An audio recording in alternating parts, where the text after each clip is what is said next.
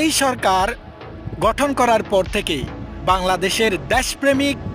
এক শ্রেণী বুদ্ধিজীবী, শিক্ষানুরাগী, কলামিস্ট এবং অ্যানালাইস্ট ব্যক্তিবর্গ একথা বারবার বলেছে যে আওয়ামী লীগের বিচার সম্পন্ন করা ব্যতীত, অর্থাৎ দেশের প্রত্যেকটি খাতে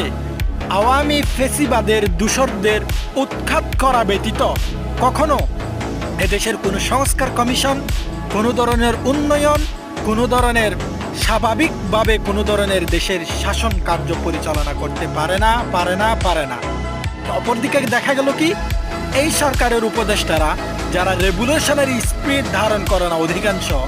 তারা এবং কেউ কেউ আতাত করে চলে এরকম উপদেষ্টারা, তারা এই বিষয়টাকে অর্থাৎ দূষরদের উৎখাত করার বিষয়টাকে বারবার এড়িয়ে গেছে।